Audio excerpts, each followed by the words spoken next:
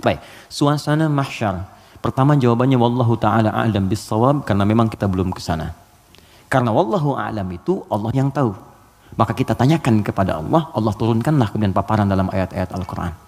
Baik, tentang suasana itu diturunkan satu surah. Surah ke-75. Surah Al-Qiyamah. Persiapannya diturunkan surah Al-Waqi'ah. Surah ke-56. Waktu terjadinya diturunkan surah ke-31 ayat 34. Tentang kiamatnya, peristiwanya, persiapannya. Waktunya tidak diketahui. Dirahasiakan supaya kita semangat untuk beramal dalam persiapannya. Makanya kalau Nabi ditanya kapan kiamat, Nabi balik tanya persiapan kamu apa? Ya. Jawaban Nabi, jangan sibuk pikirkan kiamat, sibuk pikirkan amalan dirimu untuk ke situ. Karena kiamat pun dirahasiakan oleh Allah supaya kita semangat untuk beribadah menyambut itu. Dan nggak akan ada umat Nabi Muhammad kemudian hidup saat kiamat, nggak ada. Semua akan diwafatkan yang soleh-soleh, nggak akan mengalami itu. Gak akan mengalami, semua wafat. Maka turun Quran surah ke-31 ayat 34. Innallaha indahu ilmus sa'ah. Sungguh hanya milik Allah pengetahuan tentang waktu tepatnya terjadi kiamat. Sa'ah. Tuh, diksi Al-Quran tuh indah sekali. Kiamat tuh kan di Quran banyak. Malik yaumuddin kiamat. La uqsimu bil yaumil qiyamah yaumul qiyamah. Yaumul ba'ts, hari kebangkitan. Tapi ketika menunjuk waktu pakai sa'ah. Innallaha indahu ilmus sa'ah. Sa'ah itu kalau sekarang jam. Di jam itu ada menitnya? Ada. Ada detiknya? Ada. Bahkan sampai ke menit detiknya hanya Allah yang tahu. Di sini ada 5 hak prerogatif Allah. 5 yang tidak diketahui oleh siapapun, bahkan even itu malaikat.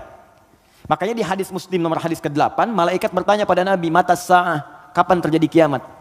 Kata Nabi, mal mas'ulu anha bi'a'lama minas sa'il. Yang ditanya tidak lebih tahu daripada yang bertanya. Anda kan yang dekat dengan Allah, Anda yang tahu. Nah, ini ingin menegaskan bahkan saya pun malaikat yang paling dekat dengan Allah nggak tahu kapan terjadinya. Apalagi dukun yang kemudian tiba-tiba ada di bumi. Ya, ahli langit pun nggak tahu masa ahli bumi kemudian tiba-tiba bisa menerawang. Ya, makanya kalau ada yang mengatakan kiamat akan terjadi tanggal sekian, bulan sekian, tahun sekian, udah abaikan aja. Ya, itu paling gampang, sudah jauhi.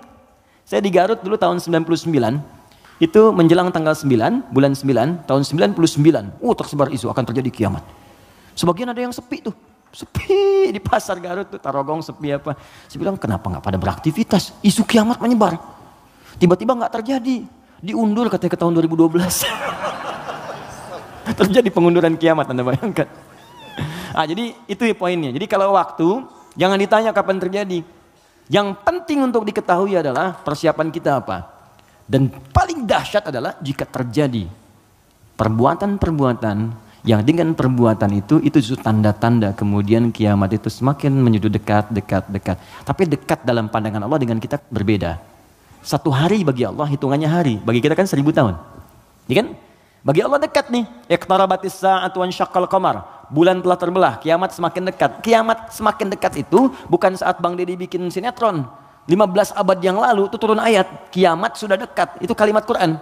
Kiamat sudah dekat 15 abad yang lalu. Cuman sudah 15 abad belum kejadian. Karena bagi Allah tuh gampang, tinggal 10 hari lagi, tinggal 7 hari lagi. Cuman sehari itu kan ribuan tahun. Jelas ya? Maka jangan dipikirkan waktunya. Tapi Nabi kemudian ditanya oleh malaikat, ma amaratuha, apa tanda-tandanya? Ya. Idza talidal amatu rabbataha, jika sudah budak melahirkan tuannya. Wa antaral hufatal arata, ya, jika seorang budak melahirkan tuannya. Jika engkau melihat seorang penggembala bertelanjang kaki, telanjang dada, kemudian berlomba-lomba meninggikan bangunan. Ya, budak melahirkan tuannya, itu ada yang menyebutkan suasana sudah mulai terbalik. Halal dianggap haram, haram dianggap halal. Yang benar jadi salah, yang salah jadi benar, yang benar dibikin disertasi, dibikin tulisan ilmiah. Ya, tiba-tiba dikalahkan oleh yang salah, gitu kan? Yang salah kemudian menyebar, jadi dianggap biasa. Jika sudah maksiat tingkat yang tinggi dianggap biasa, bukan yang rendah. Zina itu min sab'il mubiqat, 7 yang menyebabkan kehancuran, dosanya besar. Zina itu seperti pembunuhan, dosa besar. Makanya kalau ada yang menghalalkan dosa besar dianggap murtad, keluar dari Islam, dan dia harus bertobat.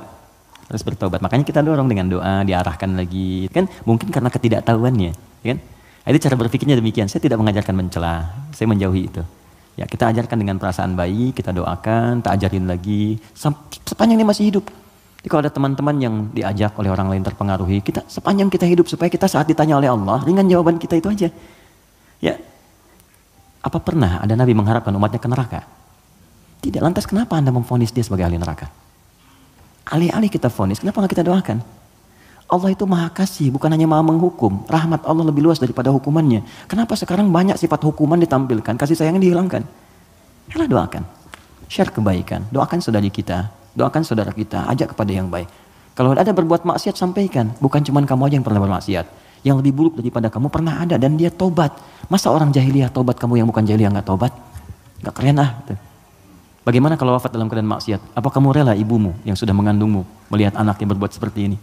Kalau kamu kira-kira punya anak, mau nggak kira-kira anak kamu berbuat seperti ini? Seperti itu aja. Jadi ketika ada seorang minta izin untuk berzina, boleh nggak saya berzina ya Rasulullah? Ya, kata Nabi, bagaimana kalau kemudian ibumu berbuat seperti itu? Bagaimana kalau ibumu dizinai? Bapakmu dizinai? Jangan ya Rasulullah. Ya itu yang kamu zinai itu boleh jadi kemudian dia ibu bagi anak-anak orang lain. Jadi seperti itu cara berpikirnya. Jadi kalau kita selalu mengangkat orang untuk mengarahkan pada kebaikan, maka dakwah ini akan semakin luas diterima dalam kemuliaan dan beban kita pun akan berkurang. Ada saatnya hitam putih itu mesti muncul dalam perkara tauhid. Tauhid itu nggak ada abu-abu, hitam putih. Allah Tuhan, yang lain bukan. Selesai. Tapi fikih itu fleksibel untuk memberikan kemudahan. Sholat nggak bisa berdiri, duduk. Nggak bisa duduk, berbaring. Berbaring sulit, bergerak. Bergerak sulit, berkedip kan? Berkedip sulit, disolatkan. Semua ada turunannya. Ya, selesai sampai tuntas. Oke? Jadi waktu tidak ada yang tahu. Suasana disampaikan supaya kita merasakan dahsyatnya itu. Turun surah Al-Qiyamah. La uqsimu biyaumil qiyamah. Quran surah 75. Wa la uqsimu bin nafsil lawwamah. Kata Allah, saya bersumpah kiamat pasti terjadi.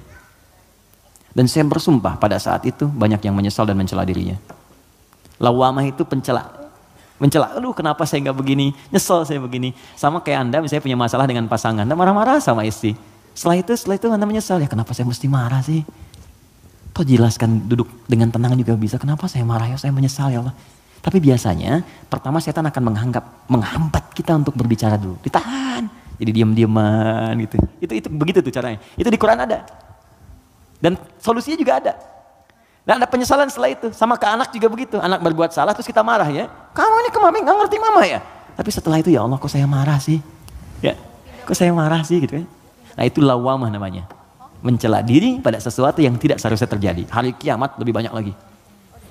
Kenapa dulu saya gak sholat? Kenapa dulu saya gak beriman? Kenapa dulu saya begini? Itu kiamat.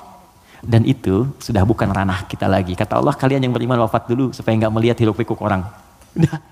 Biarkan mereka sibuk menyesali dengan apa yang telah mereka kerjakan. Karena kamu dakwahi, nggak mau beriman juga. Diberikan 5 kali sehari petunjuk dari bangun tidur sampai tidur lagi. Nih Allah nih, syahadatlah, ayo sholat, ayo beramal. Ini Allah nih, Allahu Akbar. Bahasa Arabnya, ya asyhadu an la ilaha illallah. Kan 5 kali kan?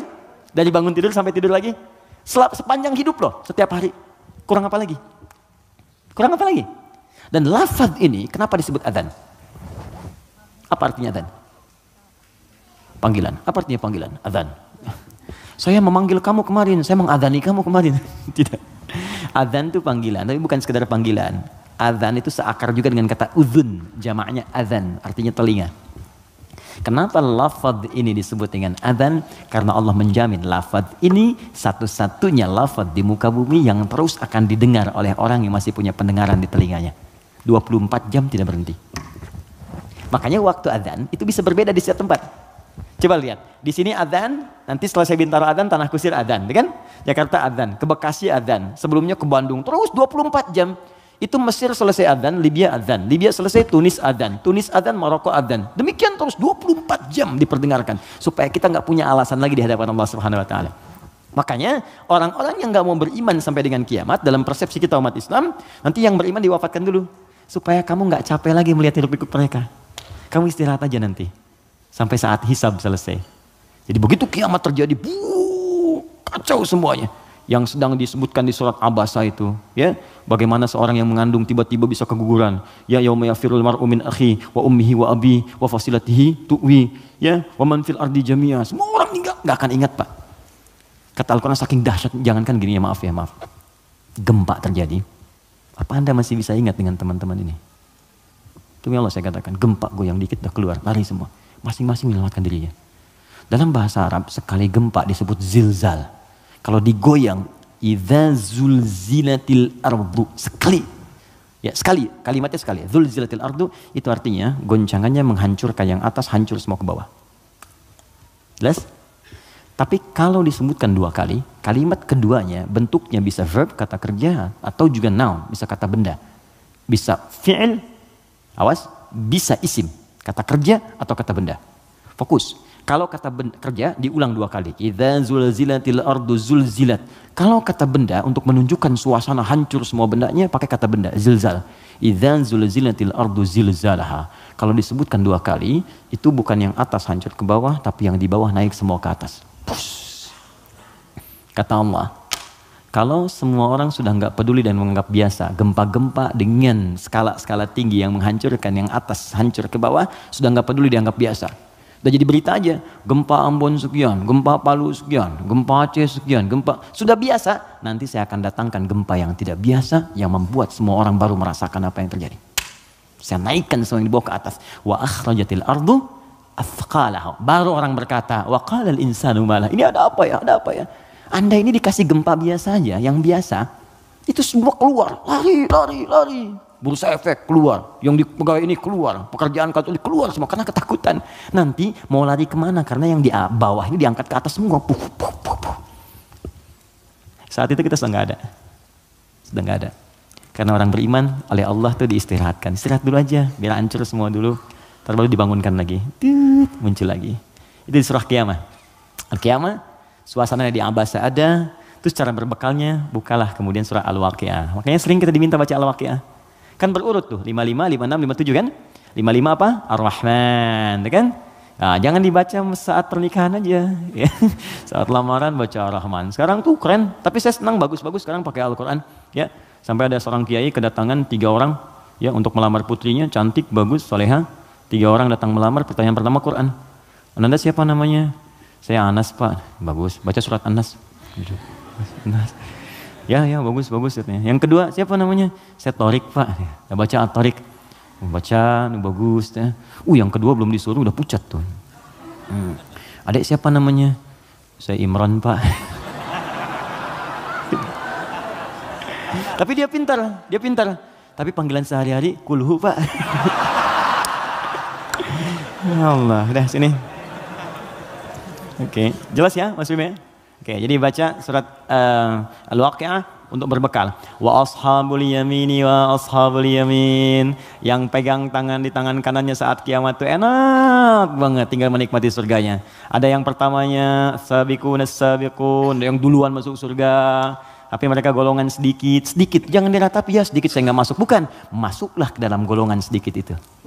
Nanti ditafsir di ayat lain, bagaimana cara masuk ke dalam golongan itu? Ditafsir di An-Nisa, Quran surah keempat ayat 69, paling kanan pertengahan.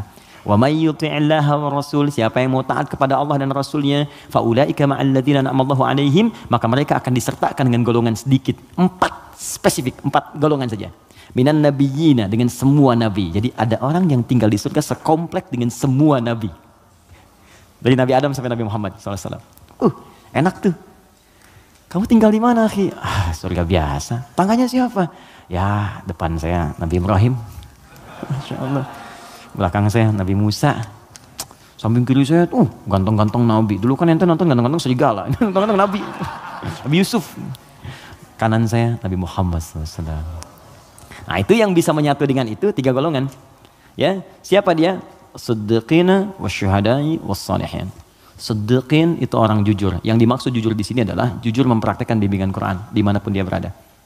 Anda misalnya aktif di dewan, kata Quran jujur, praktekkan jujur, benar, jaga kebenaran, tawadhu, sabar, praktekkan semuanya. Sampai gak apa-apa, capek itu wajar. Capek itu emang dunia untuk capek. Dunia itu tidur aja capek. Sementara aja. Nanti kalau sudah selesai, tenang kita. Dunia ini capek, sedang tidur dibangunin capek. Nanti kalau sudah selesai, gak akan bisa dibangunin lagi. Benar? Memang tempatnya capek, baru tidur, bangun lagi. Ntar kalau udah tugas kita selesai, beres, tinggal nunggu aja akhirnya begitu selesai. Wah enak, gak akan bangun lagi. Kalau udah selesai, dibangunin juga percuma, gak akan bangun. Nah udah istirahat, waktunya tiba. Gak apa-apa, capek dulu aja.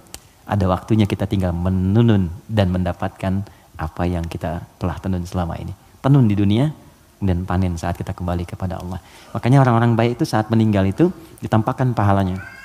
Sehingga, ya betul, Nah, jadi saat mendapatkan itu, penampakan pahala, tenang dia, nyaman.